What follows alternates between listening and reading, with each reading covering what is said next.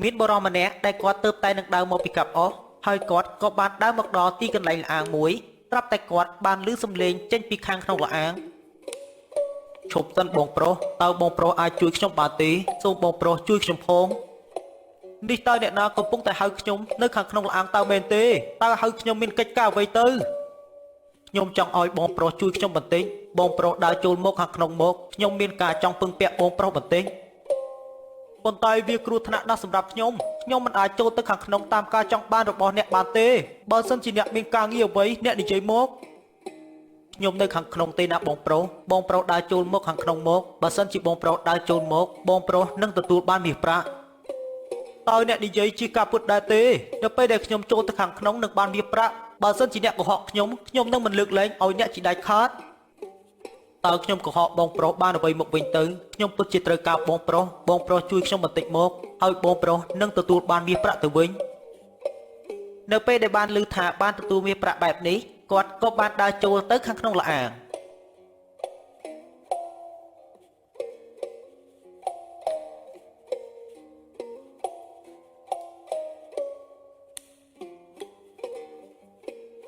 នៅទីបំផុតអ្នកក៏បានដើរចូលមកខាងក្នុងតើអ្នកដឹងទេនឹងមានរឿងអ្វីកើតឡើងចំពោះអ្នកកំពុងតែចាញ់ល្បិចរបស់យើងហើយ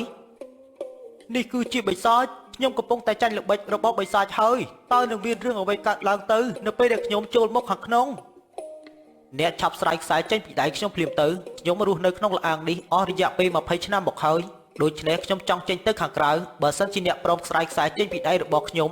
នឹងមិនសម្លាប់អ្នកទេប៉ុន្តែយើងមិនព្រមស្រែកខ្សែចេញពីដៃឯងក៏មិនអាចសម្លាប់យើងបានដែរជំរឿយើងមិនស្រែកខ្សែចេញពីដៃរបស់ឯងជាដាច់ខាតបើអ្នកមិនព្រមស្រែកខ្សែចេញពីដៃខ្ញុំទេអ្នកនឹងត្រូវស្លាប់នៅក្នុងលអាងនេះជាក់ជាមិនខាននៅពេលដែលអ្នកបានដើរចូលមកខាងក្នុងទ្វារលអាងបានបិទដូច្នេះអ្នកមិនអាចចេញទៅខាងក្រៅវិញបានទេជំរឿរបស់អ្នកមានតែស្រែកខ្សែចេញពីដៃរបស់ខ្ញុំហើយខ្ញុំនឹងដោះលែងអ្នកឲ្យមានជីវិតទៅផ្ទះវិញតើអ្នកអាចសន្យាបានទេនៅពេលដែលខ្ញុំស្រែកខ្សែចេញពីដៃអ្នកហើយអ្នកនឹងមិនសម្លាប់ខ្ញុំនិយាយគឺជាការពិតអ្នកធ្វើតាមអ្វីដែលខ្ញុំនិយាយប្រាប់ទៅខ្ញុំជាប់ក្នុងលអាងនេះដោយសារតែខ្សែវេទមន្តទើបខ្ញុំមិនអាចចេញទៅខាងក្រៅបានជំរឿរបស់ខ្ញុំមានតែស្រែកខ្សែតាមការចង់បានរបស់បិសាចទើបខ្ញុំអាចចាក់ចេញពីលអាងនេះបានបើមិនដូច្នេះខ្ញុំមិនអាចចាក់ចេញទៅវិញបានអ្នកគិតបែបនេះគឺត្រឹមត្រូវហើយយើងសន្យាថានឹងមិនសម្លាប់អ្នកទេឲ្យតែអ្នកធ្វើតាមបញ្ជារបស់យើងនៅពេលនោះពូស៊ុយក៏បានស្រែកខ្សែតាមការចង់បានរបស់បិសាច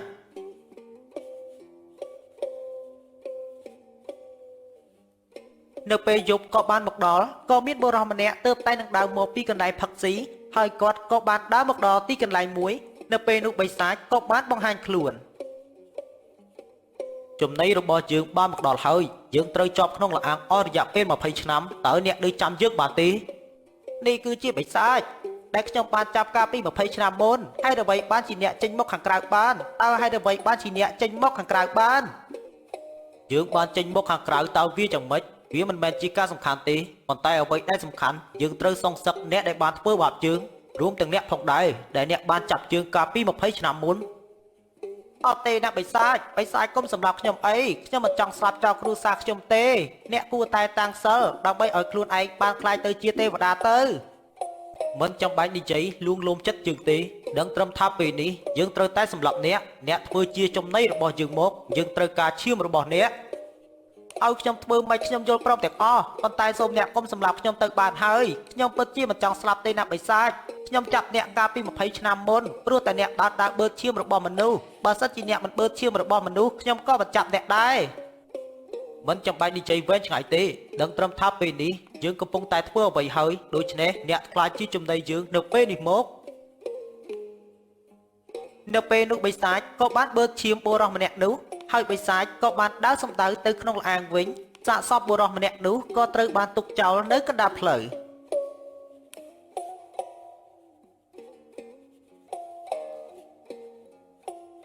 ចំណែកពូស៊ុយក៏បានយករឿងរ៉ាវទាំងអស់ដែលគាត់បានដោះលែងបិសាចចេញពីក្នុងលអាងមកនិយាយប្រាប់លោកមេភូមិឲ្យបានដឹង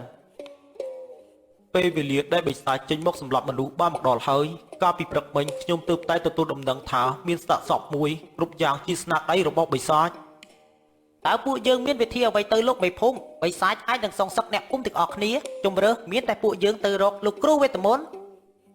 ប៉ុន្តែពេលនេះយើងមិនដឹងថាគ្រូវេទមន្តគាត់នៅទីណាទេព្រោះតែគាត់បានចាប់បិសាចដាក់ក្នុងលអាងហើយគាត់បានចូលទៅក្នុងព្រៃកំហុសគ្រប់យ៉ាងព្រោះតែប្អូនប្រុសទើបបានជាបណ្ដាលឲ្យបិសាចចេញមកខាងក្រៅបានខ្ញុំពិតជាមានការសោកស្ដាយណាស់លោកមេភូមិដែលខ្ញុំជ្រុលខ្លួនចូលទៅក្នុងលអាងហើយក៏បណ្ដាលឲ្យបិសាចចេញមកខាងក្រៅគ្រប់យ៉ាងសំតែលោកបងជាអ្នកដោះស្រាយព្រោះតែលោកបងជាអ្នកបង្កបញ្ហាបែបនេះលោកបងដឹងទេថាបិសាចនោះវារស់នៅក្នុងលអាងអស់រយៈពេល20ឆ្នាំមកហើយដូច្នេះមិនដឹងថាចិត្តរបស់វាខឹងអ្នកភូមិយើងខ្លាំងប៉ុណ្ណាទេឈប់បន្ទោសគាត់ទៀតទៅព្រោះតែគាត់លោកលន់ចង់បានវាប្រាក់ដែលបិសាចបានបោកបញ្ឆោតប៉ុន្តែពេលនេះយើងត្រូវតែធ្វើយ៉ាងណាដើម្បីកម្ចាត់បិសាចនោះវិញខ្ញុំគិតថាពួកយើងគួរតែចូលទៅក្នុងព្រៃដើម្បីរកគ្រូវេទមន្តទើបយើងអាចកម្ចាត់បិសាចនោះបានបើមិនដូច្នេះទេអ្នកភូមិយើងនឹងស្លាប់ទៀតជាមិនខានវាគឺជាគំនិតល្អណាស់ប្អូនប្រុសដែលប្អូនប្រុសមានគំនិតចង់ទៅរកគ្រូវេទមន្តប៉ុន្តែគ្រូវេទមន្តបានចូលទៅក្នុងព្រៃជ្រៅបាត់ហើយខ្ញុំគិតថាយប់នេះពួកយើងគួរតែការពារខ្លួនមានការប្រុងប្រយ័ត្នខ្ពស់ចំពោះអ្នកភូមិទាំងអស់គ្នាបើមិនដូច្នេះទេបិសាចនឹងសម្លាប់ជាមិនខានយើងត្រូវតែតាមដានបិសាចតើកន្លែងណាដែលបិសាចរស់នៅអ្នកទាំងអស់គ្នាត្រូវតែធ្វើយ៉ាងណាដើម្បីឲ្យបិសាចចូលទៅក្នុងលអាងវិញហើយយើងនឹងដុតលអាងចោលតែម្ដងប៉ុន្តែយប់នេះយើងត្រូវតែតាមដានបិសាចចង់ដឹងថាបិសាចរស់នៅក្នុងលអាងឬមួយក៏ទៅរស់នៅទីកន្លែងផ្សេងទៀតលោកមេភូមិនិយាយពិតជាត្រឹមត្រូវយប់នេះខ្ញុំនឹងតាមដានបិសាចជាមួយនឹងលោកបងសុយចាំមើលតើបិសាចវានៅទីកន្លែងណាសម្រាប់តាមនឹងទៅ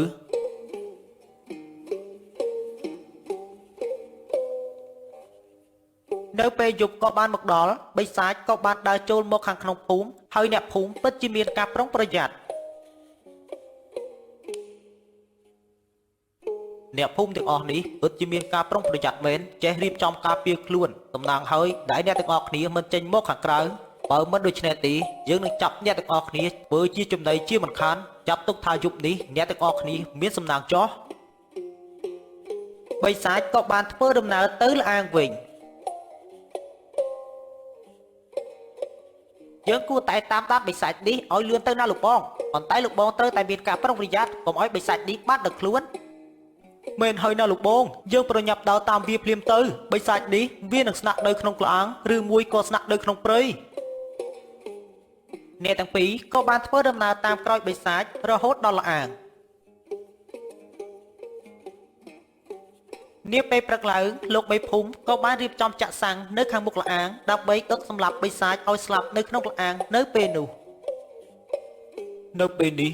ដល់ពេលដែលពួកយើងត្រូវសម្លាប់បិសាចនេះហើយវានឹងស្លាប់នៅក្នុងលអាងនេះព្រោះតែកាលពីមុនយើងគិតថាមិនចង់សម្លាប់ប៉ុន្តែពេលនេះបើយើងមិនសម្លាប់បិសាចនេះទេបិសាចនឹងសម្លាប់អ្នកភូមិយើងវិញចាក់ជាមិនខានថ្ងៃចុងក្រោយរបស់បិសាចបានមកដល់ហើយខ្ញុំបានចាក់សាំងរួចហើយលោកមេភូមិរងចាំតែបញ្ជាលោកមេភូមិតែប៉ុណ្ណោះតើយើងត្រូវដុតនៅពេលនេះតើមែនទេ